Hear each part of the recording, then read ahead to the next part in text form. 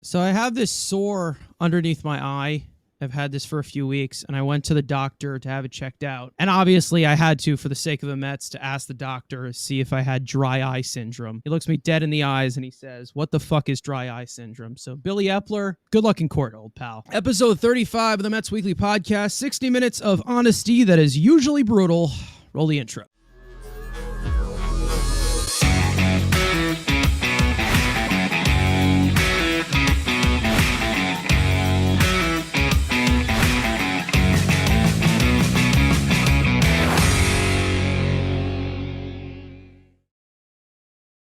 So as for the usual house cleaning, make sure to subscribe to the Mets Weekly YouTube channel for the premiere of this very podcast every single week. Put on those post notifications for instant live streams for breaking news throughout the entire offseason. Follow us on Twitter, TikTok, and all of our individual links that are in the description. So last week, I was here solo. I missed you guys. I was here alone, ranting by myself, talking to myself. I was starting to go insane. Frank, I've noticed you've been back to the YouTube scene recently. I have, yes. There's been a lot of stuff going on in the baseball world, but not necessarily with the Mets. I mean, they like to tease, say, "Oh, we're eyeing this guy. We have strong interest in someone else, and we're linked to that person," but then end up with none of them. It really seems that we knew Yamamoto was the main goal. They didn't get him, and it's really, where did they pivot to? I mean, that's what we talked about, and they've been looking at guys. Some guys flying off the board, others still to be determined. But to me, I've been saying in all the videos, I just want to see them actually get some guys that we know, major league signings, because are we going to be competitive, or are we looking to just have a kind of okay year? I mean, that's really the main question they got to figure out. You banked your whole offseason on one player. That goes awry. Then you're just scrambling and you're not willing to go out and just spend money somewhere else. And you're going to be like, hey, Mike Vassal's my fifth starter right now. That's kind of what's happening if we played baseball today. Mike Vassal or Jose Budo, he's been making these depth moves, which, again, every team needs to do, which is fine. But as a content creator and as a fan, it sucks. And, backup plans now are falling. The outfield market really hasn't moved. But, again, I guess if you're not going pitching, it would be nice to just jump into the offensive market. And this team is afraid to make trades. So you can't even be like, well, trade for this guy, trade for this guy. No, every prospect we have is just a bunch of Adley Rutschmans and J-Rods. God forbid we take one or two of them to get a player that can actually help us win. Pretty much just waiting it out for just the market to just get going for all of baseball, because it's been a very slow offseason for everyone. We still just don't know what direction David Stearns is looking to put this team in, and I think that's what's really getting a lot of Mets fans antsy. I am willing to trust him right now. I need to see him do his job first, and then I'll completely judge him. I wanted this guy for about 2 years to be in the Mets front office. I am not going to throw him under the bus after 2 months or 3 months. It's definitely going to hit a lot of Mets fans' patience, and it has so far, but we'll see what happens in the future. We'll just get into the offseason stuff of what we have heard. With all the rumors floating around day in, day out, I thought that we would just start with everything as a whole with the latest on the starting pitching market. Now, last week after Yoshinobu Yamamoto signed with the Dodgers, the Mets were reportedly not expected to pivot to high-end options such as Blake Snell or Jordan Montgomery. As reported, free agency target Lucas Giolito ended up signing with Boston this week on a 2-year, $38.5 million contract after the Mets were reportedly very aggressive in trying to ink Giolito as a fallback option. As other free agent options dwindle, with pitchers like Frankie Montas signing with the Reds, Martin Perez signing with the Pirates, the Mets' current course to fill a very thin rotation remains unclear. As for available arms, Mike Puma of the New York Post reported that there is a strong possibility the Mets could employ a 6-man rotation, linking the Mets to Tier 2 to Tier 3 free agents, such as Sean Manaea, Michael Lorenzen, among others. The Mets' rotational depth chart currently stands with breakout ace Kodai Senga at the top, joined by contact managing lefty Jose Quintana, hard-throwing right-hander Luis Severino, and newly acquired pitcher from Milwaukee, Adrian Hauser. The rest of the in-house options include Joey Lucchesi, Tylor McGill, Jose Budo, with lefty David Peterson expected to be on the shelf for the first few months of the 2024 season. You look at the options, it's a lot of dog doo-doo. I mean, there's bunches, 4s and 5s. I mean, you didn't want to jump the market. And again, this was a pitching market that was, again, kind of Yamamoto, Monty, Snell, and then just I mean, you got the Iguana dude, which, again, you could go that route. But, again, if you went the 5, again, let's say it's a Senga deal, similar 5 years, $75 million. To get the unproven guy, I'd just rather spend more on Monty, but that's me. But, again, Lorenzen's fine. Brandon Woodruff, how the hell is this guy not signed? Like, if this year does not matter, why the hell is Brandon Woodruff not inked to a 2-year, 3-year with mutual options and all that? What the hell are we waiting for? It makes so much sense. He's the best option. And like everyone seems is, we don't know what the hell this year is. Why not go into next year knowing Senga, you would have obviously a couple of free agents, but then having Woodruff, having a nice 1-2, going into that offseason with where you could find your ace on the market, protect yourself in 2025. But of the options, especially, we're not trading for rentals, so that takes off a few guys, and they're just not going to make any trades, which there's a certain team that I would be on the phone with right now. Maybe we'll get to them in the next segment. But of the free agent arms, I mean, injury risks, domestic abusers, just BP throwers. I mean, it's garbage. You're picking through, James Paxton's fine, but can he stay healthy? Lorenzen's a solid innings eater. Would I hate that? No. But then you get, Manai, who's coming off bad years. Yes, he's had some decent years in Oakland, but ever since he's left Oakland, hasn't been kind of the same pitcher. He's working with drive on. Let's see we'll see what happens. Again, Alex Wood. Like, again, it's not sexy, and, they're not going to trade prospects. So these are the kind of guys you're looking at, and it's not good. And we kind of knew going into the offseason, if you weren't going after the top of the market, the rest of the market wasn't great, especially if you're not going in that trade market, which this team is just afraid to not move assets for term, which there are some guys with term. Maybe I'll let Frank go, and then maybe we'll make that discussion, but they don't seem to be wanting to make a trade. I totally agree. There isn't too much to be excited about. There is risk. I mean, you could say, oh, well, Blake Snell, there's a guy, he won Cy Young, things like that. I mean, it doesn't matter for 1 year if the years before that were very suspect and very inconsistent. I mean, you can't just say, oh, if the guy was great 1 year, he's automatically going to be good the next year when he doesn't have that proven track record of doing it year after year. And none of these guys have that. I mean, we've seen all these guys have their struggles in the past few years.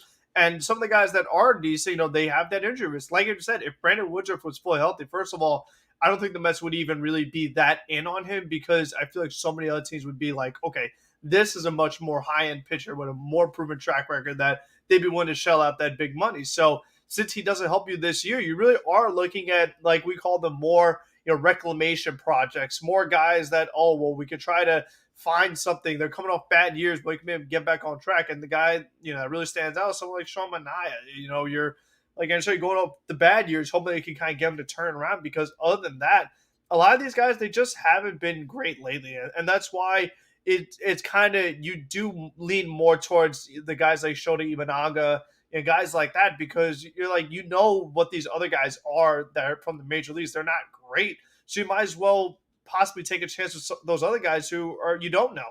Because with these guys, you kind of know what you're going to get for a majority of them, especially with their age. They're not getting better. So for that sake, like, as much as we liked Rich Hill, you're not signing a 44-year-old guy. At least I would hope not, because we've seen how that goes. Same like them not bringing back Carlos Carrasco. You're not going to bring in Kluber. You just look at down the line. So many of these guys really up there in age. And what I find so interesting is that they say, okay, we want to do a 6-man rotation. And my thing is, okay, I'm all good at 6-man rotation, but you need 6 good arms. They don't even have 5 good arms right now. So before you worry about let's do a 6-man rotation, how about let's do a 5-man rotation first? Let's get that sorted out. If you could do that and figure that out, then okay, then we can explore the 6-man. And I agree that it's much more appealing for me in the trade market. And again, I don't want them to settle for guys who just aren't that great and guys that aren't a good fit for their timeline. And just because Yogi Yamamoto, you shouldn't force yourself to pick someone you're not crazy about. I feel like if you've built up a pretty good farm system, it's improving. And, a lot of these guys, like we've talked about, they play the same positions of players that you already have. They're not all going to play. They're not all going to be amazing. They're not all going to stick. So if you want to get some of the pitchers like from Seattle, Dylan Cease from Chicago, I've talked about Corbin Burns. I'd rather go for something like that. At least I know I'm getting guys that I could trust compared to, let me shell out 6 years to Blake Snell and then he starts walking barriers again and he's not the same pitcher that he was this past year. I just don't think it's worth that risk. You're taking a risk regardless, whether you want to give up prospects or you want to sign guys who have inconsistencies and things like that. I just don't think it's worth it right now. And it just thinks that it was such a top-heavy market where if you did not get Yamamoto, this is what you're faced with. And we kind of knew that, but it's just a tough year that they're looking at right now with the class. Well, I mean, I look at this Mets rotation right now. It seems like they just have like these limited options of somebody that you can actually trust in a playoff series. At this pace that they're going, like we don't really know if they are going to be able to contend against some of these other teams anyway. So it's not really one of my biggest concerns right now. I want the Mets to do a 6-man rotation. I know that they are going to do a 6-man rotation because I just looked it up while you guys were talking at the beginning. Since 2015, since David Stearns was their general manager / president of baseball operations, excluding 2020, different story, David Stearns has implemented a 6-man rotation with the Milwaukee Brewers. Yeah, but we don't have Corbin Burns, Brandon Woodruff, Freddie Peralta, Wade Miley, pitcher after pitcher. I'm aware of that, like this, but they need to approach it with quantity anyway. We're not the Brewers. That's the thing that drives me nuts. Just because Stearns is here does not automatically mean you're Milwaukee. That's the thing that really drives me insane. We're not. I hope that all of a sudden we have amazing pitching, but I hate that. That's like, we did it here, so now we have to do it over there. What I'm saying is that you can't exclude the James Paxton, you can't exclude the Luis Severino, you can't exclude the Sean Manaea when he's been able to give pitcher consistency to guys who are in a 6-man rotation. Like the health should not be something that you worry about in a 6-man rotation. That's not a big factor. The struggles you have, again, it's that extra day that has always been a huge factor of gaining these consistencies in these pitchers. And when you look at some of these Milwaukee rotations, ever since 2015 when Stearns was there, every single one of them were making 15 plus starts a year. Like the least amount every single year was their 6-man in the rotation, who maybe they skipped a day, who made 18 or 19 starts. I think what the Mets really need to look at, because of how much of a problem it was last year, somebody who can go out there every week, every 6 days, and you don't have any injury problems. That guy was Lucas Giolito, and he went to Boston for a very reasonable deal. You can say what you want about Giolito. Yes, didn't have a good year. This guy's making the start. No, I would have done that too. I'm not disagreeing at all. So that's what I don't get is that, like, okay, here was an option they didn't need to pay 5 years, 6 years for, and he fits your idea, of a 6-man rotation, and they don't do it for a reasonable contract. There is a possibility that Lucas Giolito went up to them and said, I want to pitch every 5 days. There's a possibility that happened because he wants to get his value up. I'd say that this works a little bit more with implementing lefties a little bit more, because like lefties are kind of like these spotty 5 to 6 inning type of guys. Typically, you can put them in every 6 days, but like I tweeted out like a yes list for starting pitching, and obviously Shota Imanaga's there. Brandon Woodruff, I do that. Sean Manaea, Alex Wood, Michael Lorenzen, Spencer Turnbull, James Paxton, Brad Keller, and Vince Velasquez. Those are like the main yes guys that I would like to see the Mets add. If they could add 3 of those guys, like these are the types of guys every single 6 days, you can keep them healthy, you can utilize their talents and assess talent. And that's something that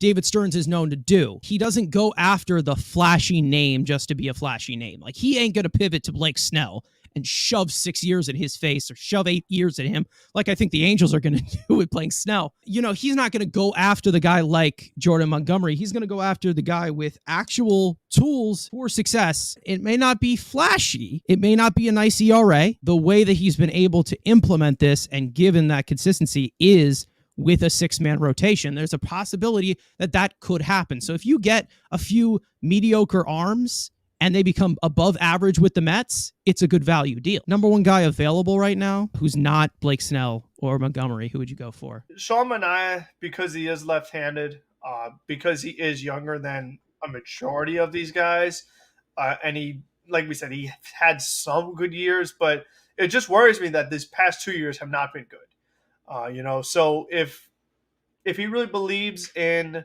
Jeremy Hefner, if David Stearns really could, find something, get him back on track, then sure. But other than that, again, a lot of these guys, they're just not amazing to me. I think a lot of them, they either have injury risk, they have age risk, or just haven't been great lately. Or, again, it's like that off the field stuff.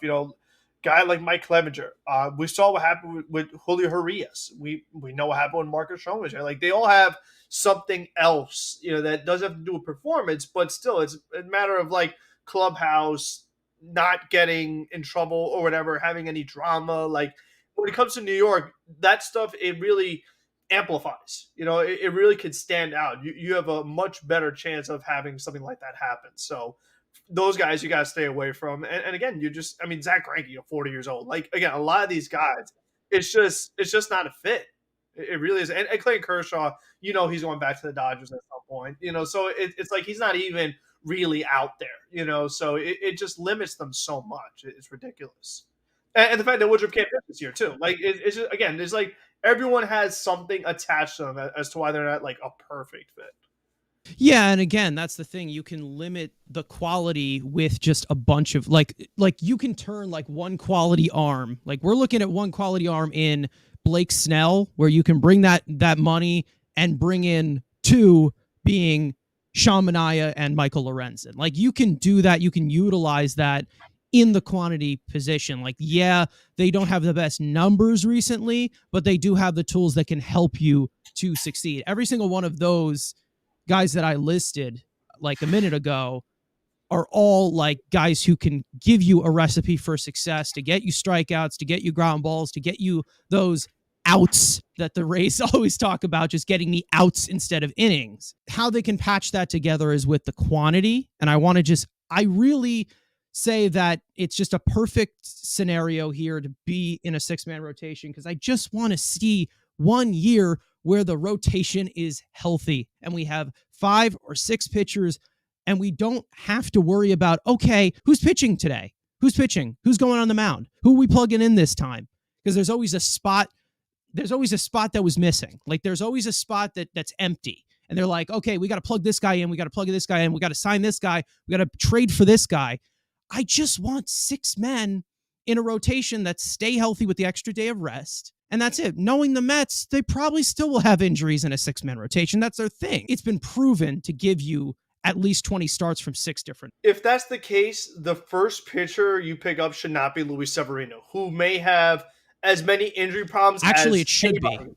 I'll tell you why. Because he gets the extra day of rest. Because he has the injury history, get the extra day. Of course, there's other things you gotta have to bring in, like guys who need to bounce back, guys who have the injury history. Like, how I see it from a 6-man rotation, you get that consistency. How I see it is you get your 2 ERA guy from the top, who's your ace in Kodai Senga, who they already have plugged in here. Your 2 3 to 3.5s, and then the rest of them are 4. If you can get a sub 4, a 4.5 from the bottom half of a 6-man rotation, that can give you enough consistency to not tax out your bullpen, and they all get an extra day of rest. We see this bullpen right now. Again, another piece to this thing. We'll get into that. There's a few weapons there, but you want to see an extra day of rest where some of these guys can like continue to 6 innings when they typically give you 4. Like, if you can get six innings every 6 days instead of 5 innings every 5 days, that's what I'm going to go for. And when you have the top of your rotation, it's Kodai Senga, who's used to pitching once every week. Like, I'm all for that. Like, I want to keep my ace comfortable. Like, I'm not trying to kill him like we almost did with Jacob deGrom. I'm not trying to kill him like we did with Noah Syndergaard. I'm not trying to almost kill him like we did with Zach Wheeler, or completely kill him like we did with Matt Harvey. Like, I think it's more of a PTSD of like that 5-man rotation not having, like, just having one time through that. They did a 6-man at one point though, and it was brief. It wasn't consistent though. That's the thing. Yeah. I think that if the 6-man, if it was as much I wouldn't say guarantee, but if it had a higher probability of all your guys making it through, I think it'd be more prevalent than we see it right now. It also gives you one less spot in the bullpen that Drew Smith could possibly be in for most of the year. Like, you know what I mean? Well, yeah, I'm all for that. I mean, yeah, sign me up for if that. you get, like, from what from what I've seen, like the pitching just never seemed to be the problem with any of these 6-man rotations that were under Stearns. So it has a proven track record of being consistent. Now, listen, we all know that the Mets are the ones that defy all statistics. You know, you got to try something at one point when we all know that, yeah, the pitching consistency, the pitching development's always been a problem. But we all know that the health is one of the biggest problems that they've had for a long time. We saw it firsthand with that young rotation when they came up through the majors, and it just all dismantled 1 year at a time. Now they're all gone, and you now start off from scratch with, of course, Kodai Senga at the top. This is the perfect position to do a 6-man rotation. That's why I think that bringing in a few guys who had a 5 ERA last year, I don't think that that's something that you can just completely negate unless they're just not that good at all. But what I've seen so far from all of the pitching additions that Stearns have made, they all have tools that can be a recipe for success. We just have to see him do that here first.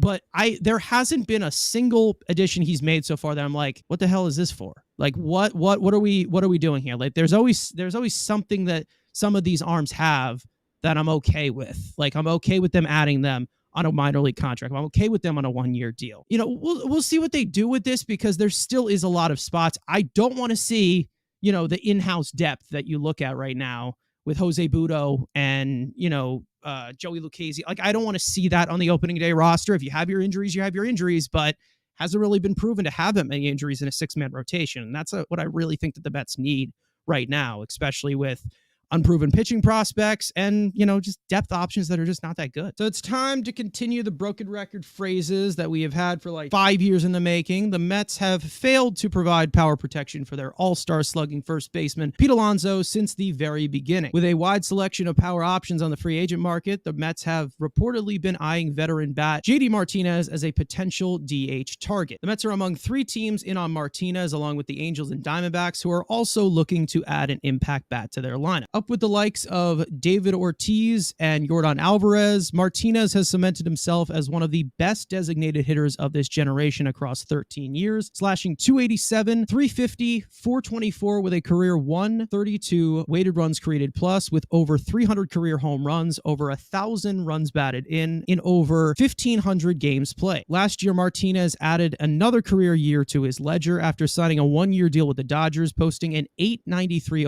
OPS with 62 extra base hits and smashing 36 home runs across 479 plate appearances in 2023. This isn't the first time the Mets have been linked to the 36-year-old Martinez, as they reportedly tried to acquire him at the 2022 trade deadline before backing off due to a high asking price from Boston. Since the universal DH was implemented, the Mets have had 11 different players suited up in the position, as Mets DHs are 23rd in batting average, 18th in OPS, 20th in home runs, and 22nd in weighted runs created plus in that span. For me, it's another situation where you look at what the Mets have in-house, you look at some of the other names that are available.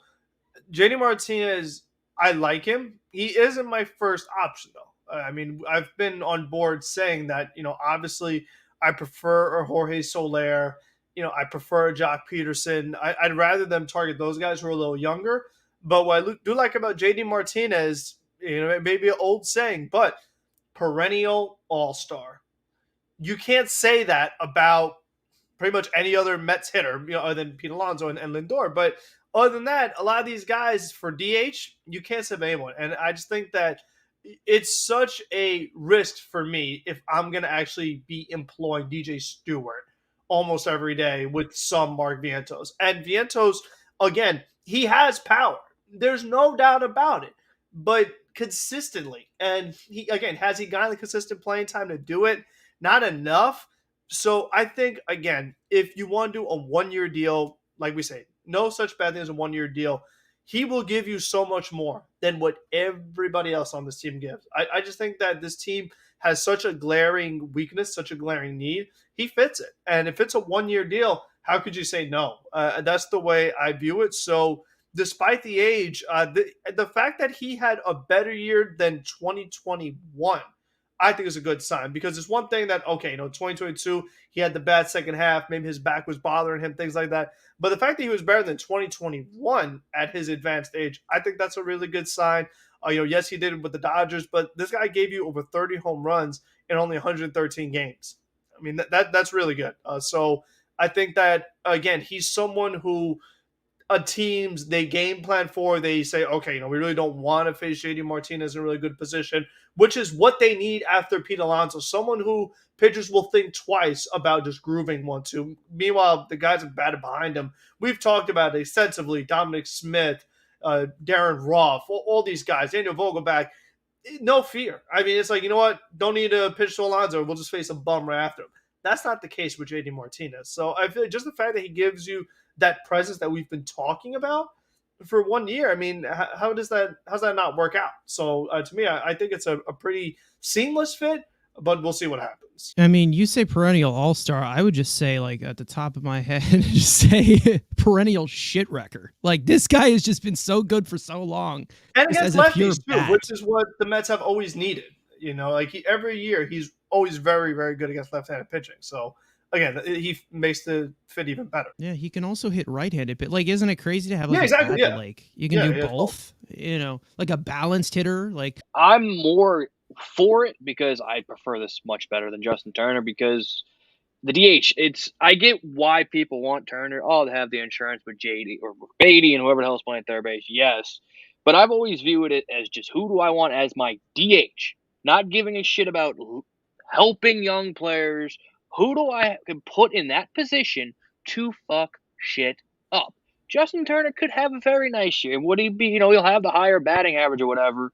JD Martinez, I know, can hit 25 to 30 homers guaranteed in this ballpark. And again, leadership value, I don't give a shit about this crap. You do that when you're... and that's the thing, though. He has great leadership. Yes. He's actually an awesome clubhouse guy. Do I give a shit about that? No. But when I'm putting a team together, I just want talent. Yes, there's some locker room stuff. There are specific guys, obviously, on the free agent market you don't want to touch. Yes. But when you're at a point in a Pete Alonso walk and an unknown, again, if you are trying to compete, like we say it all the time, like we've talked about in the pitching, why are you settling for the second or third best option?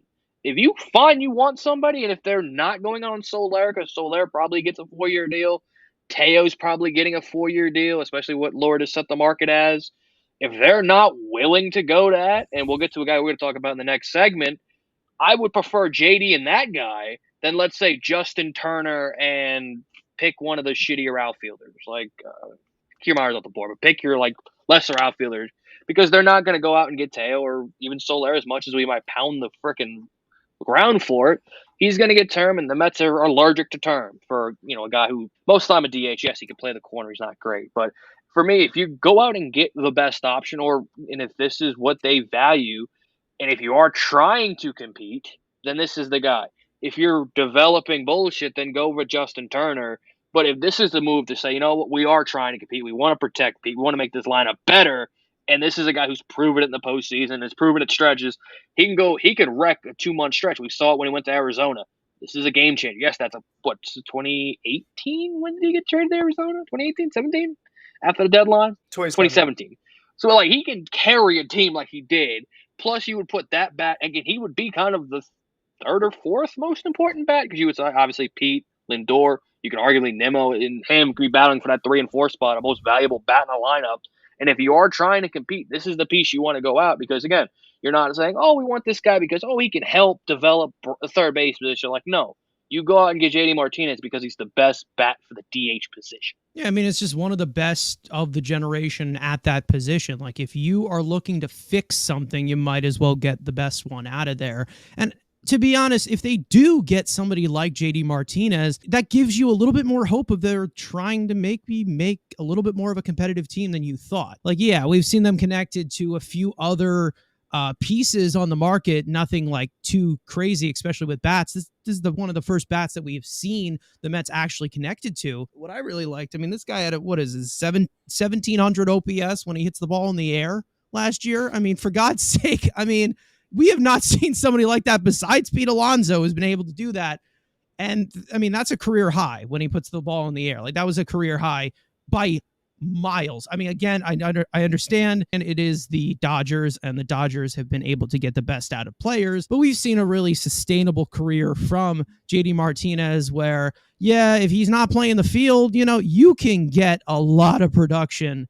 If you're putting this guy in the 5 spot, if you're putting this guy in the 4 spot to protect Pete Alonso, this is a feared hitter you can put behind him. The only problem I've always had with JD Martinez, it's always been the health. He just always scares the living crap out of me, and especially if this is going to be your main bat to protect Pete Alonso, which, I mean, I hope they get 2, but you know what? If you're going to get one that has power, then you know what? Beggars can't be choosers at this point, because I've just needed that secondary power source for a long time. But if this is the guy that you're going to go after, if he's hurt, I mean, what do you got protecting him? I understand you got some young players in Vientos and this and that, but the unproven guys who we have seen, especially like if he gets hurt at the wrong time, like come postseason time, that sucks. Like that really does suck. But from what the results that we've seen throughout his entire career, and it doesn't seem like he's slowing down anytime soon, regarding the Mets curse or whatever, it's someone you can definitely bring in.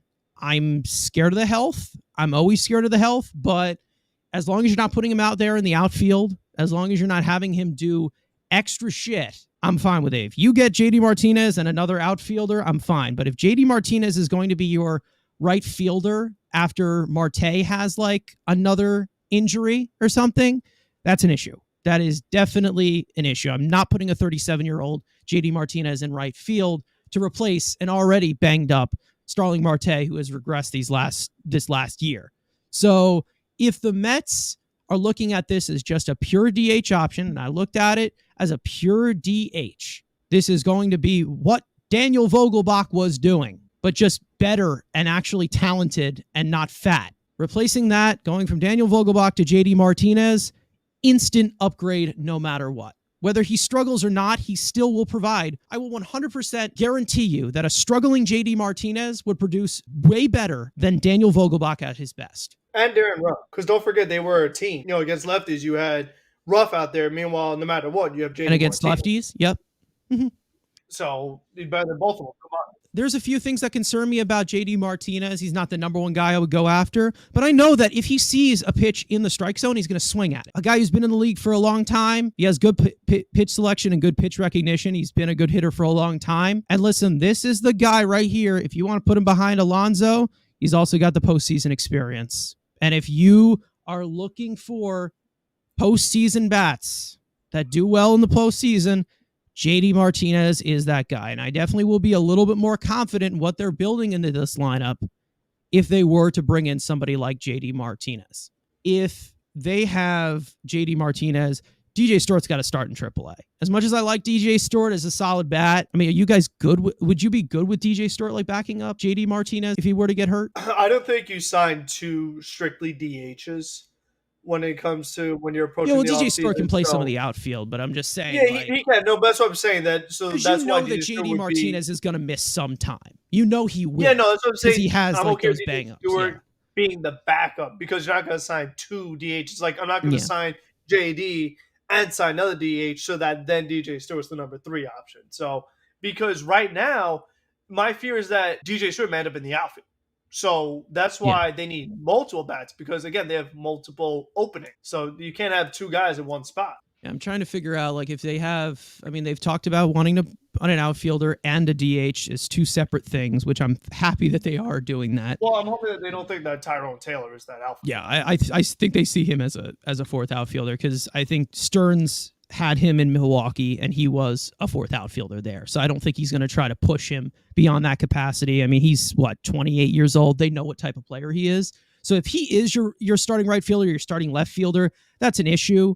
But I'm going to hope that they go onto this market and get somebody else that can start in left field or right field because Tyrone Taylor, solid 4th outfielder, but I do not want to be seeing him start on a regular basis. As for other players that the Mets are interested in, ever since the devastating injury to prospect Ronnie Mauricio, the Mets have been in the market for a veteran infielder. Mark W. Sanchez of the New York Post reported this week that the Mets are showing interest in free agent third baseman Gio Urshela. Urshela is coming off of an injury-plagued 2023 with the Angels across 62 games where he slashed 299, 329, 374 with a 92 weighted runs created plus in 228 plate appearances. With his season ending early due to a fractured hip injury, Urshela is now 32 years old, as still a high-impact defender with a career 10 defensive runs saved at third base and can also rotate around the infield. As talks with veteran infielder and former Met Justin Turner seem to have quieted down for the Mets, other veteran infield options on the free agent market also include Evan Longoria, Gene Segura, Mike Moustakas, Josh Donaldson, among others. With Mauricio on the shelf, the Mets are expected to give a majority of the third base playing time to former top prospect Brett Baty, as well as newly added utility man Joey Wendell. It's a name we've obviously brought up before the reports. You've brought him up. There's, of the kind of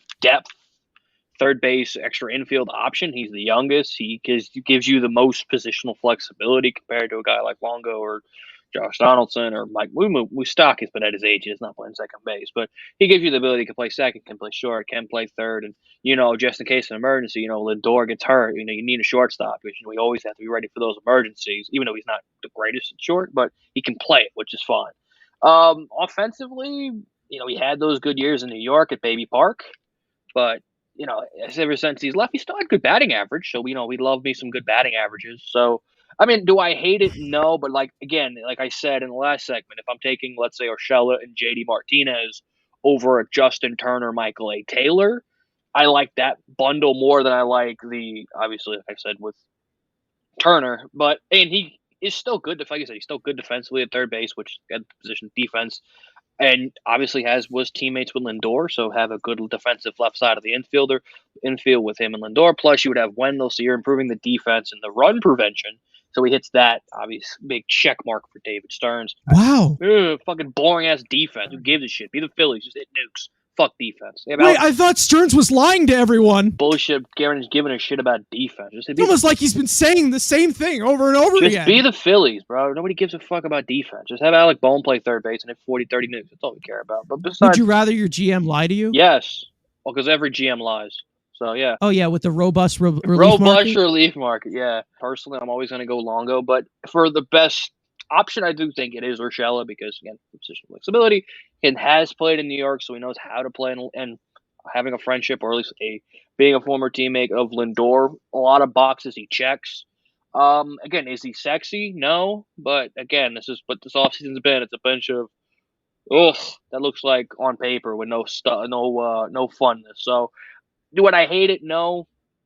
Is it a fine addition if it happens? Again, he's better than Joey Wendell. So, again, to push Joey Wendell as far down in this depth chart, I'm all for. So, and he gives you some more flexibility. So, I don't hate it. Unfortunately, like we said, Ron Mauricio injury really messes up a lot of things. And it really just stinks that if Brett Baty could have actually did what they'd hoped he would do and be the third baseman of the future, you wouldn't really have to pursue a guy like Gio Urshela. You wouldn't have to pursue Justin Turner because you have your third baseman. But I think that at least with Urshela, he is able to push Brett Baty to the point where at least you have another option that's going to give you something.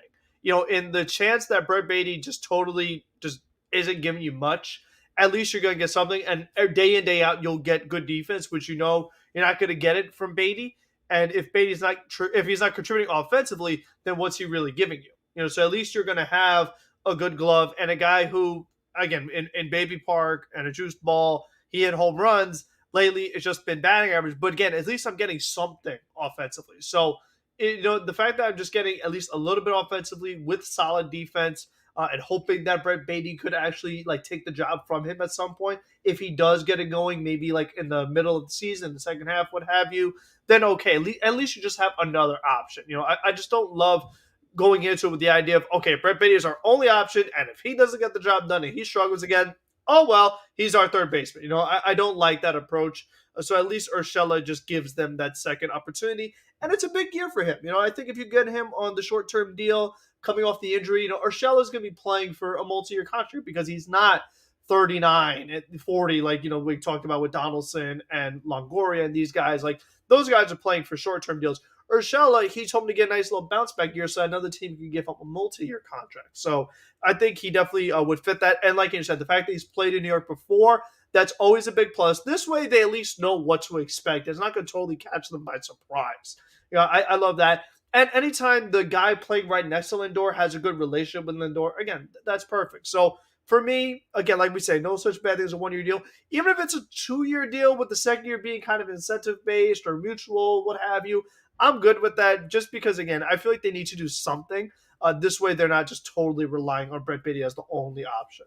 Here, I think that if they do believe in Brett Beatty, I don't, but if they do believe in Brett Beatty as their future third baseman, I think that Urshela is the perfect, and I mean perfect, guy that could push a guy like Brett Beatty to that next level. I think that that is a perfect, I wouldn't say mentor, but like that is the perfect guy that you can install here, a guy who can play multiple positions in the infield. He's 32 years old. He might have a little bit left in him to do it. He can provide you some offense. He can provide you a little bit of power. He can provide you a little bit of that. At worst, he's batting 8th for you. If he's starting every day and Brett Beatty continues to struggle, the thing is we didn't see much of the power last year.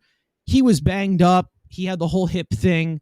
But when I see like the last 3 years, you're getting 429 slugging, you're getting, 419, 490 those last few years. What I look at it here is that I see someone who can be a solid bottom third of the order hitter at best. He can also provide some defense in the infield, best at third base. He can give you some shortstop in an emergency. He could play some second base for you. We've seen him play some first base. So he can go around the infield and provide you a little bit of value that way. And I think he can do it a lot better than Luis Guillorme did. At its best, this could be your Asdrubal Cabrera. Positional flexibility, give you a plus from every single position. This could be your Asdrubal Cabrera. But it's going to be at the bottom of the lineup because you're not owned by the Wilpons anymore.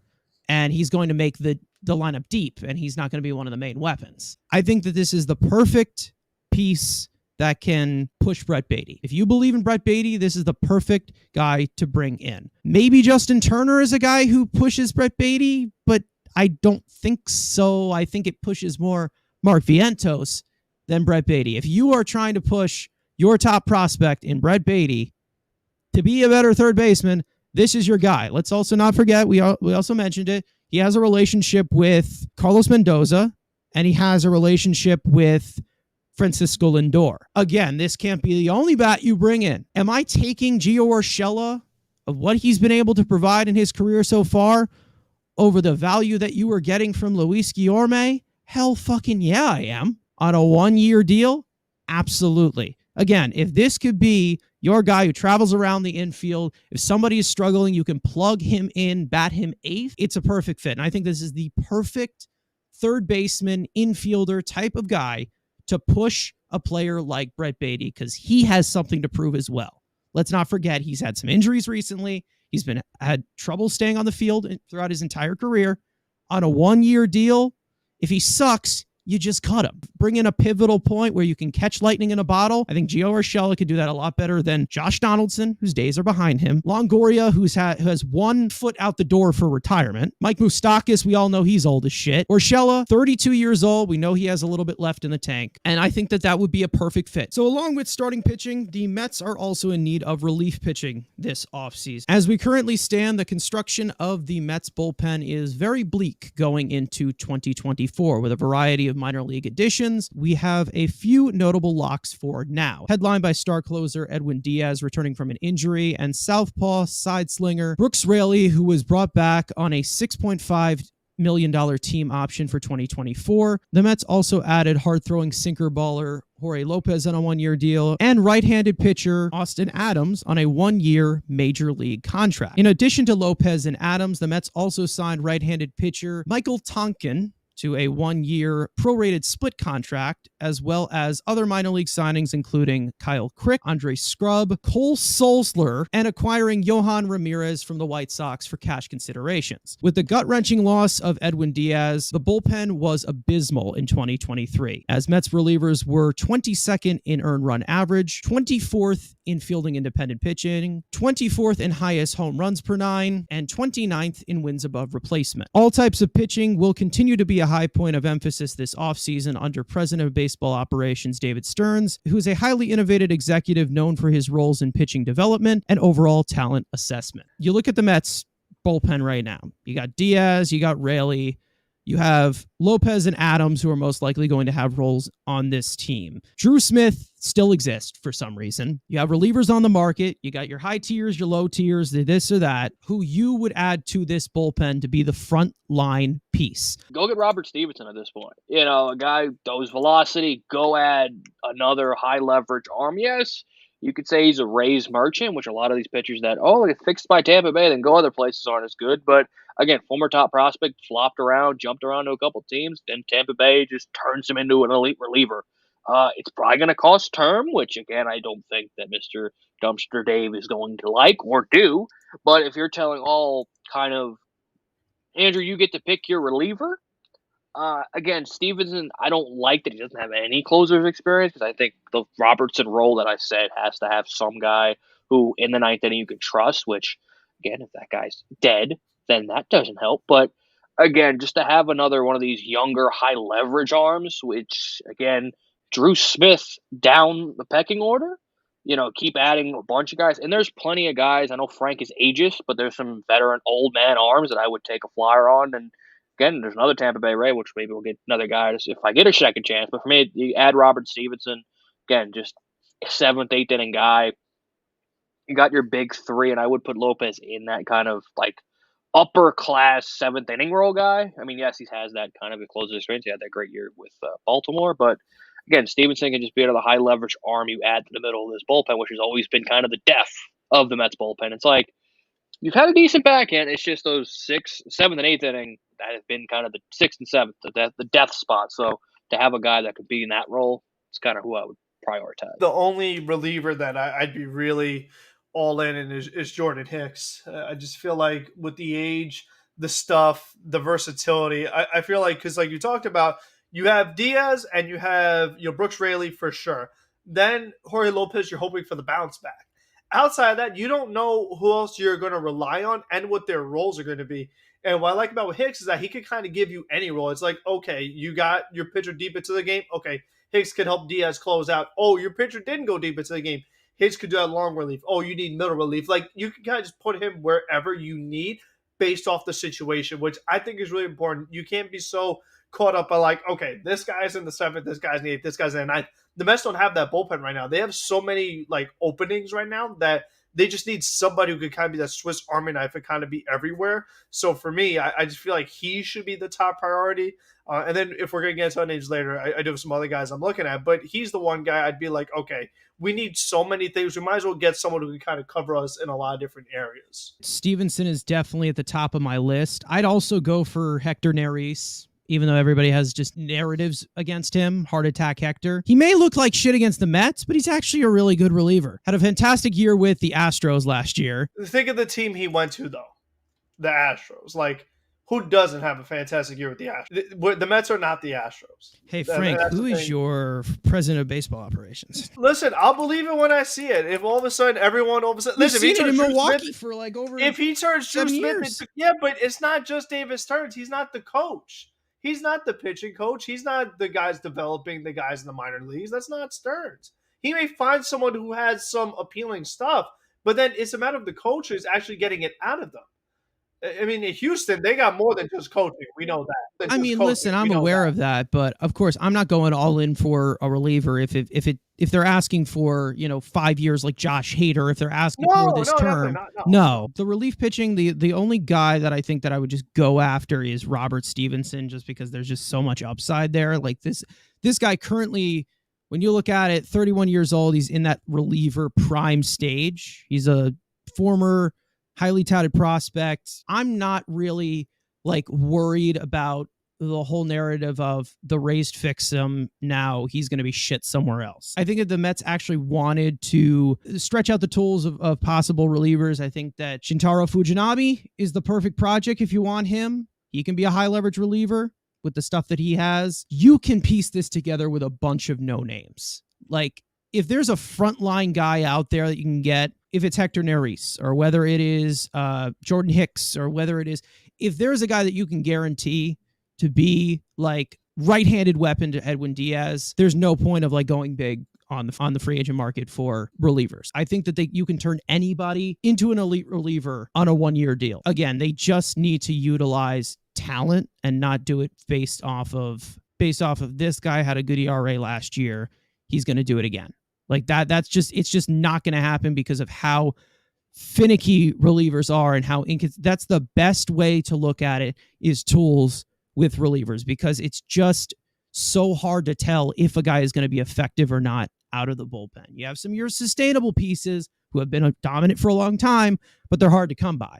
So if the Mets actually wanted to build a bullpen based off of assessing actual talent and not track record, again, I'm fine with this. And that's what I'm really happy they did with Jorge Lopez. If you are going to give big bucks to somebody, it's going to be a starting pitcher. I'm definitely expecting them to do that. If they were to get a multi-year deal, Stevenson, Neris, Hicks, we haven't even said anything about Ryan Stanek. If you want to add in an arm that he sees something in, I'm probably going to trust him in that regard. Austin Adams, there's a strong possibility that this guy turns out to be the second best reliever in our pen. Maybe our best reliever. There's a possibility where that happens. And like under Stearns, I think that is possible. When you look at the previous general manager, you look at the previous regime with Billy Epler, he can't assess talent worth shit. David Stearns, this is what he's been able to do. So if he sees stuff that he can assess, then it can be applied on the field 6 times out of 10. 7 times out of 10. I don't think he's just throwing darts at a board, bringing in guys to bring them in. If you see a few of those guys on the free agent market, freaking go for it. I would say that another guy who has that Milwaukee connection that I'd be looking at is a guy like Brent Suter. I mean, here's a guy who's a lefty. He's a little tricky. I think he would be another nice change of pace, just another guy who would definitely bring something different to the Mets that we haven't really seen. I mean, outside of someone like, Brooks Raley.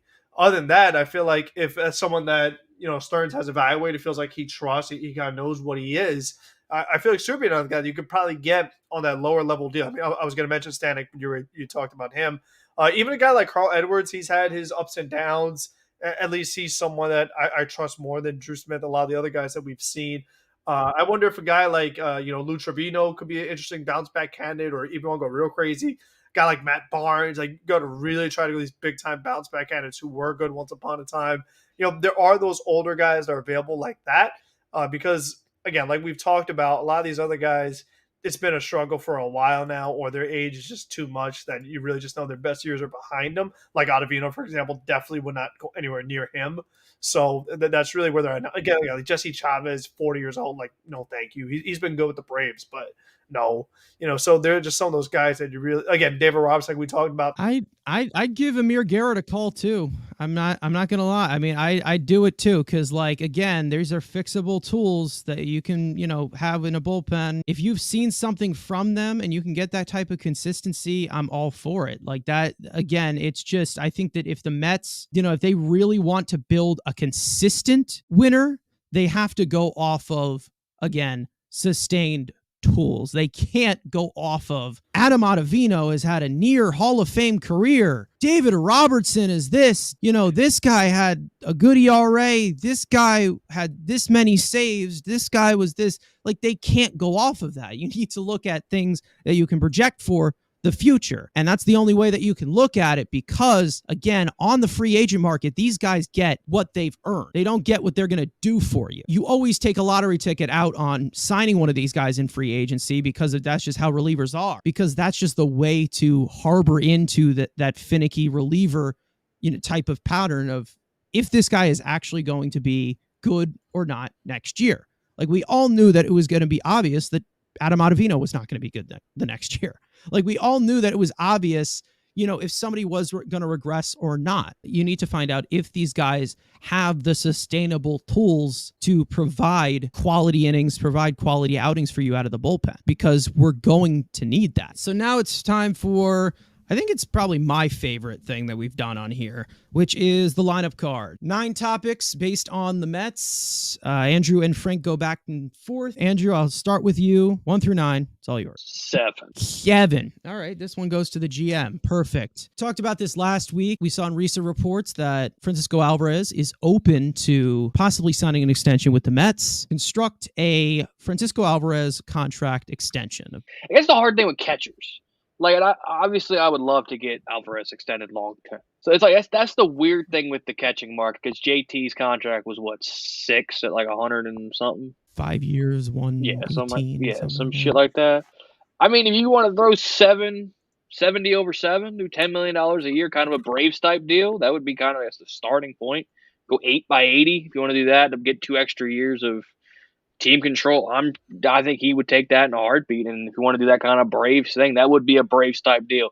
Hey, you're a good prospect. Here's $10 million a year. So, you can make it kind of 10, 12, maybe 13 million a year.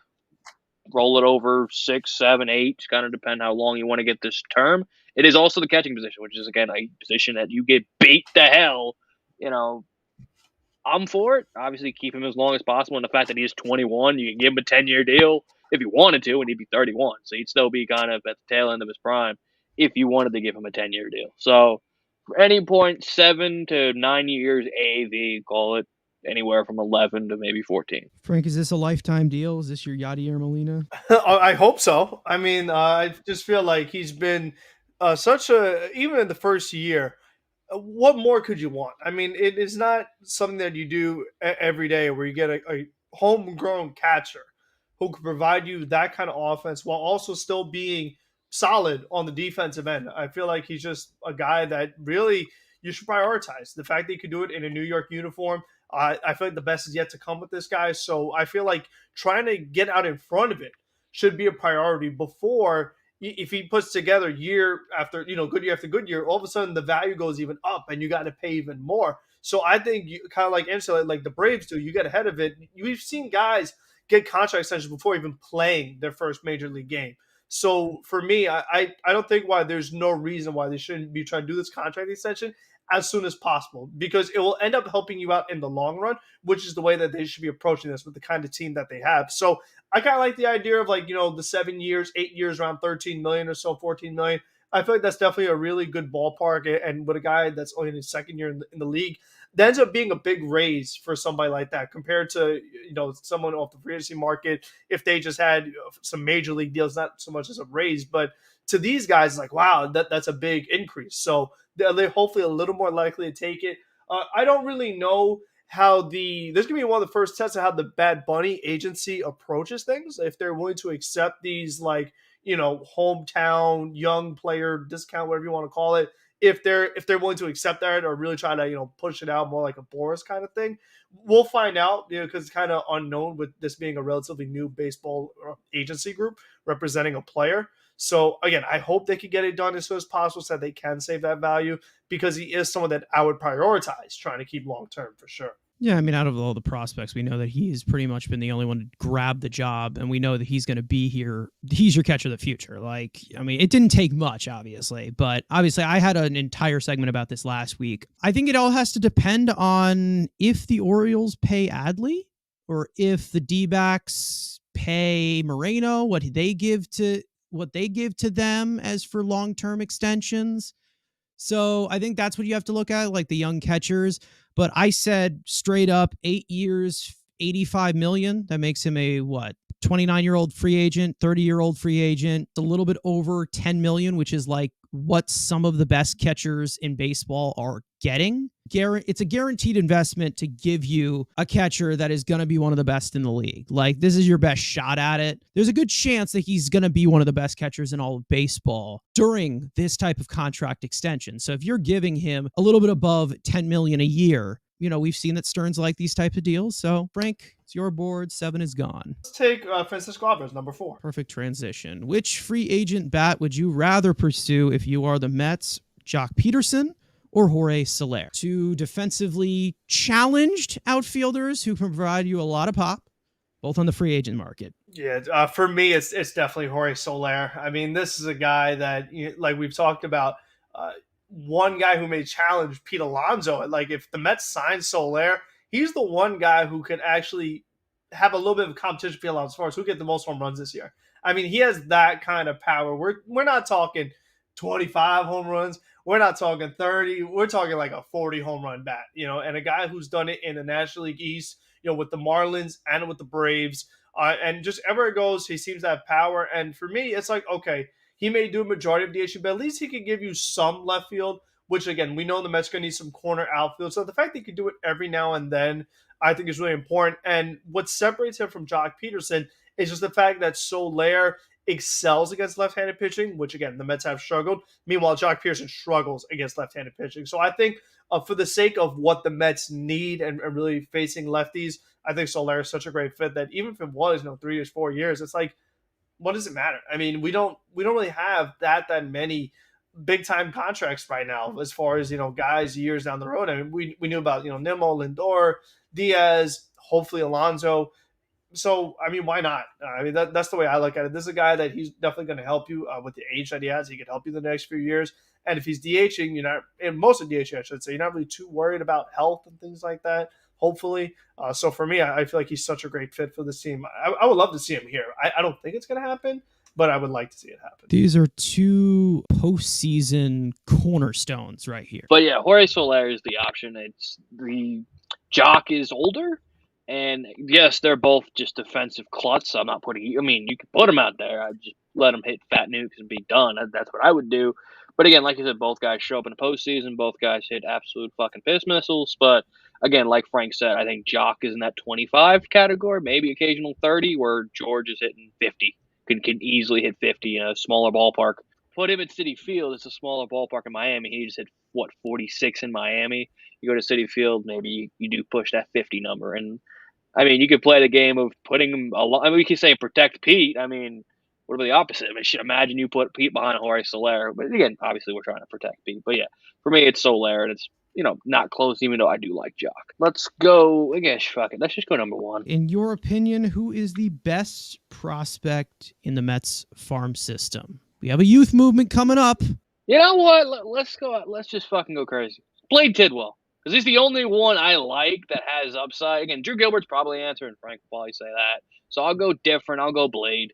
I think, again, he's the highest upside pitcher in the system and desperate need for the pitching. Did see him, and I've seen him in the rare Met prospect I saw him play live. I saw him in Brooklyn when I was up there. So for me, he's the highest upside arm. I know you can go with your Drew Gilbert, which is probably the right answer, but just to be different, I'm going to go Blade Tidwell. Yeah, I'm definitely a fan of Drew Gilbert. I just like the kind of player that he brings, that nice lefty swing. And like we talked about, the fact that this team needs outfield as badly as they do. If they don't do anything, you may end up seeing Drew Gilbert on the team by the second half of the season. If things go the way they can. If Marte gets hurt, they don't make enough moves, you might see this guy on the team. And I just feel like he's a guy that personality, I could see it fitting in New York. Just the kind of swag he has, the way he's doing those bat flippers, so he gets all those nice home runs. I'm just really excited for him. I think he's probably the overall best guy because, like we talked about, with Acuna, with Chet Williams, with a lot of these guys, you're hoping that you see the power, whereas that Gilbert already has it. So I always like to try to evaluate saying, okay, at least I know this guy has it, where instead of worrying about, I hope this guy can develop it or get it. I've never seen a 5'9" guy turn on a baseball like that the way that he does. Gilbert, if he has a good spring training, he has a really good chance of making this opening day roster. That's something that I've believed ever since they acquired him. The best prospect in the Mets farm system just got hurt. Like, in my opinion, the best prospect out of the Mets farm system. He's played big league time. It's our rule. He's already played in the big league. He's no longer a prospect. He's still a prospect. He's still a prospect. He did not graduate. He's hit two big league homers. But since he's not healthy, I mean, I'd go with Drew Gilbert. It probably is the best, just fit. If it goes well, it's the best fit into this Mets lineup of somebody that they need. Somebody who's very toolsy, someone who can provide power, somebody who can, has a really good hitting profile. I think that it's probably the best guy that you can install into the lineup if all goes well. Again, I don't like plugging in prospects whatsoever, but if there's one guy that I can give the highest hopes to of being in an opening day lineup or being on the opening day roster, it's Drew Gilbert out of anybody right now on the top 10, especially with Ronnie Mauricio being out for it. Let's do number 5. Let's go to some positivity. We are in free agency. We are in the off season. The best free agency signing in the Steve Cohen era. That's a tough one because a lot of the guys, they're not even here anymore as far as the guys that they've signed. I mean, you look at it, Stroman gone, the Black Friday spree, Canna gone, Escobar gone, Verlander gone, Scherzer gone. So right now, the only guy really left is Starling Marte. Lindor was via trade, so I don't really count him.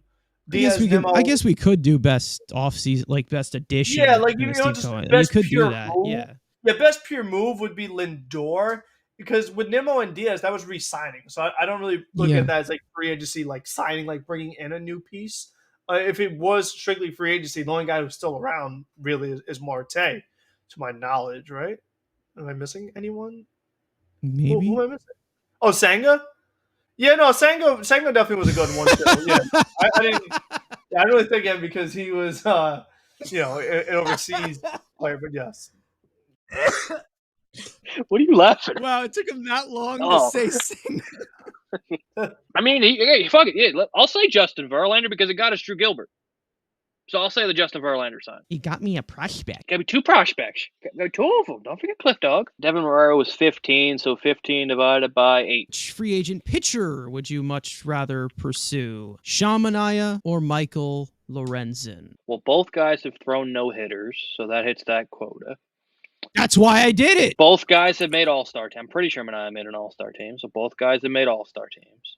So that hits that quota. So I'll go Michael Lorenzen. Fine with either guy. I'm not like losing sleep. Okay, I think both think if you say, hey, both of them are in this rotation, sure. But I think just Lorenzen might be a little bit younger. Don't quote me on that. Is Lorenzen younger than Manaea? I think it's like by a year. So, again, I mean, yes, some people prefer the lefty, but, we got David Peterson coming back midseason. And we got Quintana. So we got plenty of lefties. So just to go with Lorenzen, just to get a little more better innings eater of the two. I'm going to go with Manaea. I like that in 2021 and 22, he had the 30 starts. Even this past year, he appeared in plenty of games. So I do value that.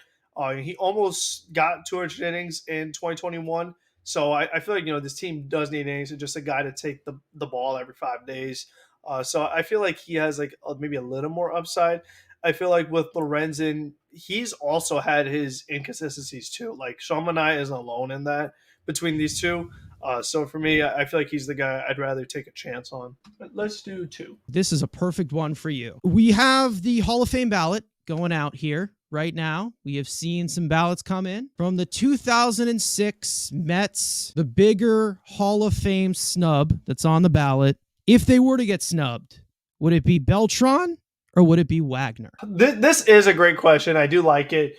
For me, I'm actually going to say Billy Wagner. I think that, when you talk about relief pitching, this is a guy, especially from the left side, one of the best of all time. I mean, he is like one of the very best. And Carlos Beltran, he was an awesome player, don't get me wrong, but I wouldn't say like one of the greatest center fielders of all time. But I think based off the position, in the grand scheme of how many great center fielders come on. There's a lot better than him, my man. There's only maybe 4 better than him all time.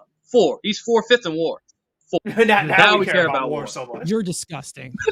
You're a disgusting human being. No, for me, Wagner, he's been on the ballot plenty of times, and I feel that the percentage he's gotten has been really low. I mean, way too low. I feel like he hopefully actually gets in this time around because I do think he deserves it. To me, I just feel he's been very underrated.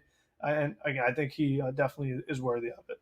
Willie Mays, Ty Cobb, Mickey Mantle, Mike Trout, Ken Griffey, Joe DiMaggio. Yeah, I'm taking all of those guys over Carlos Beltran. See, all those guys played against Plummer. Besides Trout, all those guys played against plumbers. So are they really that good? A bunch of plumbers and bookkeepers and no. Get those old dudes. Griffey didn't play against plumbers. Besides Griffey and Trout, no. Throw those old dudes out. You're a disgusting human being. Anyways, Wagner or Beltran would be the bigger snub. It's Wagner because we all know what's going on with Beltran. So Wagner only has 1 year left after this year. Yeah. So it's Wagner. Again, we know why Beltran's not going to get in this year. He's getting his stupid slap on the wrist punishment. So for me, it's Wagner. He has to get in this year. If not, he keeps slowly trending towards getting in every year. So if it's not this year, you're going to really risk it for a 10th year on the ballot. And I don't know who's coming on the ballot next year. I mean, obviously this year you've had like Beltray and Maurer and guys like that. I don't know who's coming on the ballot next year who would be like first ballot guaranteed to steal some votes. So if it's not this year, I think Wagner has to kind of get in. So I think that's kind of the bigger snub if he doesn't get in this year. There's a reason why I say 06 because this is a trick question because the right answer is Carlos Delgado, who's the biggest snub. There you go. Yeah, I mean, come on. Like, how the hell is this dude not in the Hall of Fame? But you know what? That's a different topic. All right, you got 3 left, Andrew. Take 6. It's your number 1 trade target for the Mets this offseason. It's really tough to specify because they've seemed very stingy to get rid of prospects. This is realistic. A guy who has term, a guy who's on a team that will trade a starting pitcher, a guy in the need of a starting pitcher, and a team that needs a second baseman. Luis Castillo. How many years are we going to do this shit? Like, if you want to go lesser of the Mariners, Logan Gilbert. I mean, I'm of the Mariners guys, he's the guy I like the least. Obviously, Kirby, Castillo, Wu, and Miller I like more than him. Gilbert could be a fine 3. But again, if they are moving the contract because of what's going on with their TV deal and losing money with that, going to premium service, take that 5-year team-friendly rotation top. I mean, not ace, but he's a sure as hell really good number 2. Call Jerry Dipoto right the fuck now. That'd be great. But honestly, I think really any of the Seattle starting pitchers, they really should be a definitely high priority for their age. You know, the guys outside of Castillo, they definitely have a lot to give. So I definitely would be on board with any of them. You know, I've been talking about Corbin Burns a little bit, so I definitely look at him just because here's a guy who, has a starting connection, what have you. But the fact that, year in, year out, you're getting a pretty solid pitcher at the top, I feel that's exactly what the team needs. Just to have at least one other guy who could be very good for you outside of Kodai Senga at the top. I feel that should be that kind of solves a lot of things for that rotation. It just makes everybody, it kind of takes the pressure off them a little bit. A 6-man rotation becomes a lot easier when you have the top 2 figured out, and then you can work on. It's much easier to find a 3 or 4 than it is to find a 1 or 2. I mean, that's obvious. So I feel like if you can at least get that established and hope that Severino could be your 3 or 4, and then Quintana, like again, everyone just like fits a lot better when you have someone established at the top. So for me, if the Seattle guys are available, sure. But if not, I definitely think Corbin Burns. If Corbin Burns is not available, don't see. So I definitely someone starting pitching related to be at the top of the rotation should be top priority because like we've talked about before in the beginning, the free agents just don't love them. I really, I felt that the Mets did this when they got Bassett with the trade. I felt like at that time, the starting pitching options were too great, so they got someone who fit much better in Bassett. I want to see them take that same approach with this. Let's take 9. 9. All right, we did the best free agency signing. What about the worst free agency signing in Steve Cohen era? Trevor May. That guy was a huge disappointment. They gave a multi-year contract to, who ended up retiring way younger than he should have been because he was just cooked and didn't have any more. He always found here's that guy, just found the most inopportune times to give up the big home run and just would not come through in the big game. And there were even some outings that he got out of, but he had to throw 30 pitches and load the bases to do it. Just always just sweating too much made me sweat. Like it was brutal. I just feel like he was just not a great signing in the long run. Frank, I've come to learn that Trevor May has like a huge fan base. So they're going to come for you. I'm telling you. Fine. They've been coming at me since day one, so whatever. I'll let you have the easiest fucking grapefruit you can grab. So I guess I did it with the other one. I'll do this one with Scherzer because of the fucking trade package back was not as good as the Verlander one. But, we had a good ERA. What happened in the 3 starts we needed him to? Like, that's, I don't care. It's like, we see it all the time. They're a regular season team. Like, Tampa Bay's great in the regular season, but then you put them in the postseason. They're not the same team. It's like the same thing. Players, some guys have big nut sacks, some guys have tiny dicks. Max Scherzer with the Mets had a small cock. Like, let's be honest. Like, he did not show up in them big nutsack moments. Like, let's be honest. Like, Jake was the only one, and Jake's was, like, mediocre. Like, that was it. So, and the return of Luis Angel Acuna when you could have got Jack, you could have got Slade Cock, whatever the hell his name is, Walcott. Yeah, there were some nice Texas Justin options. Harris. Like, there was plenty of other guys you could have got out of Texas who like more, and, Acuna, we'll see what he is. So, yeah, I'll go with Scherzer. And I think too, you get Acuna back, whatever. But the fact that you're also still paying Scherzer, and the same can be said for him, but the fact that you still are paying those guys too, I think also just makes the deal sting a little more. And the fact that they weren't supposed to be traded, like it was supposed to be like, okay, we're in all in mode. We're trying to have these guys in the postseason, and then the fact of him just being such a annoying, entitled player. Off the field in the press conferences and really the whole like they need to talk to me about what they're doing. No, they don't. I mean that drove me nuts when he said that. It still does.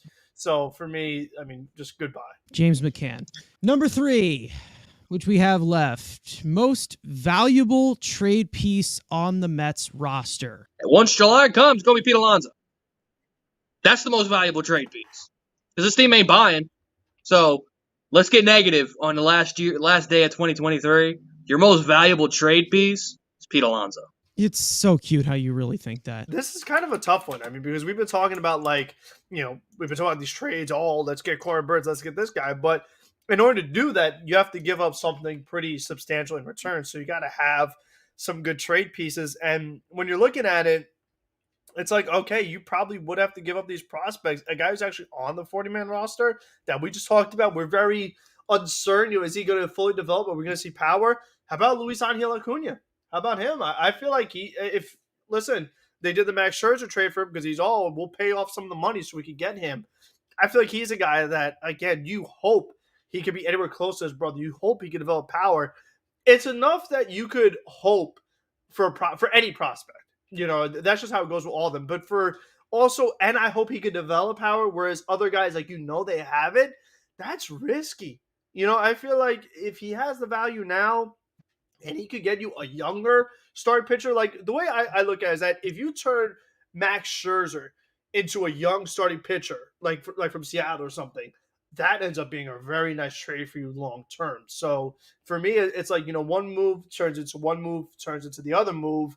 All of a sudden, things kind of align much better. So for me, I feel like of the guys on the 40-man, he has the most value. So now that brings us to the questions that you guys sent to us. As per usual, if you want to send us a question, make sure to click the link in the description, fill out our form with your name, your Mets-related question, and it could be featured on the next episode of the Mets Weekly Podcast.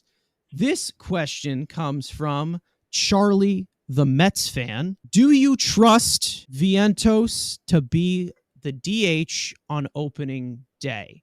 This kind of branches off of the JD Martinez subject. Let's say they don't get him and they don't get the trust level into Mark Vientos. I'll start with no. I mean, that's why we talked about really trying to get a JD Martinez or Horace Hilaire. The fact that you're even in the market for any of these guys, I feel like kind of tells you what you need to know, that yes, they do need to get somebody.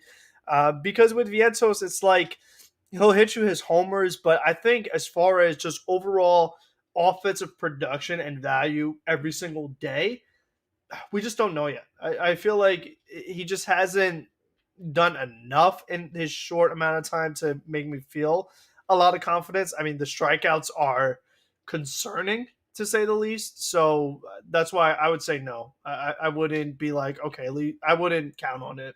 That's just not the approach I take. I don't think he's highly regarded like that. The fact that this guy slipped out of being a top 100 prospect. So also, not just from the Mets standpoint, but just all around, that's the way evaluators have felt about him, that they felt like the value has been declining overall. So that's why I'd say no. If he's the last resort, and let's say we've killed all the other options, no. But yet, if this is a rebuilding team, let's say they don't get JT, let's say they don't get JD, shit, you're not going to get play him, I guess. But again, if this team's trying to be competitive, no. But again, if moves continue, let's say JD goes to the Angels, JT goes to the Diamondbacks, and you're looking at like Jock goes to, let's say, if I saw Seattle was in on Jock today, so I saw Toronto too. So, let's say those guys are off the board, and you're telling me, and again, they don't make a move for the outfield. Let's say it's Michael A. Taylor, and this again shows that they're not giving a shit about this season. Sure, just run them out, kind of like with Brett. Just see what the hell you get. The season's not going to matter anyway. But if you're trying to be a competitive team, no, I don't trust them. But if, let's say, options go elsewhere, and you're just sitting here in mid-February, and all the big, let's say, those Soler goes somewhere else too, and you're at the point where, like, all right, there's really no upgrades, and the bats haven't come, and the Mets are looking at the same roster, fine, run him out like you're doing with third base. Just see what the hell you got, and if he sees a bad year, he's not it, and you move on for a competitive year next year. I'm not, like, opposed to giving him playing time. Like, I really am not. But the thing is that it just comes to a point where, 5 years into the making, you just got to get the extra power bat at the DH position. If you just give DH reps to Mark Vientos, which I just don't think that they're going to do because he's younger, they're going to see what other tools he's got. The best that you can do is first base. This is the type of question, ask me again in 3 months. Like, I think that's kind of how I look at it. It's like, whatever position this roster is in, am I putting in a prospect as like one of the main guys to compete for this job? I think that Vientos has like DH type of tools, like someone who's going to give you some extra power at his best, but we just have yet to see that. If he does get the amount of reps at the major league level, I think that he would become a really good high leverage hitter, but like he needs to get the reps, and I don't know if the Mets are willing to give that to him, because if they are looking at guys like JD Martinez, they are looking at guys like Justin Turner. I mean, we'll see what that leaves for Vientos. To be honest, at the top of my head, I mean, if they're just going to start him in AAA, you might as well just trade him. Like, yeah, that's the one thing I don't want to see. I mean, there's been too much of the back and forth. Like, I don't need to see a prospect who's almost 25 years old rotting away in AAA. Like, I don't need to see that. Yeah, that's the one thing, like you said, if they do that, then just trade him, because that's just pointless. Your rapid fire stories for this week. The Dodgers have signed former Mets infielder Jonathan Arauz to a minor league contract. Arauz spent 2023 in the Mets organization as the 26-year-old appeared in 27 games for the Mets after the trade deadline. The Orioles have signed former Mets catcher Michael Perez to a minor league contract. Perez was acquired by the Mets during the 2022 trade deadline from Pittsburgh for cash and returned for the 2023 season on a minor league contract. The Oakland Athletics have signed former Mets pitcher Trevor Gott to a major league contract. Gott spent a few months in 2023 with the Mets after being acquired by the club at the trade deadline from Seattle last season. The Diamondbacks have hired Kyle Driscoll as their new minor league pitching coordinator. Driscoll spent the last 4 years in the Mets organization as the pitching coach for the AAA Syracuse team and as an assistant pitching coordinator in 2023. Parting words for episode number 35. Dylan G is the only one I can think of. That's Justin Verlander. Come on. I don't consider him a Met. I'm sorry. That didn't happen. We're 2024. I mean, we're getting closer and closer to spring training. I mean, blink and you miss it. We're less than 64 days to spring training. So, or pitchers and catchers reporting, sorry. So, there's guys out there. I'm tired of Dumpster Dave diving in that dumpster bin. I need you to go. I'm not saying you got to go to Nordstrom, but like, can we go to like Ross? Marshalls, like some name brands, please? Like, I'm tired of this, we're going in the back of the Petco dumpster. Oh, we found an Austin Adams and Jorge Lopez, I'll call it like a Dollar Tree signing. But like, can we get into some name brands, please? There's guys out there. And God forbid, can we make a trade? But I like the little, house or whatever, but like, let's make something that, we can put on a billboard. We got no billboards. We got like little pamphlet signs. Simpler terms, just get some players that we can be excited about. Because it's just like, it's just been off season where it's like, give me something that I can look forward to next year. Because right now it's like, you see a lot of the same guys and just nothing great. So we want like I said, name brand, but just someone to be excited about. That'd be nice. Happy New Year, I guess. That's all. I mean, happy holidays, happy New Year. To those of you who are watching, listen, I just want to see them address the holes on the roster to make it better. I want to see a addition that makes the Mets better. I don't have my expectations up too much. I think that this is right for them to step back. Listen, that's just me. But other than that, we'll see you guys next week for episode number 36. Let's go Mets. Peace out.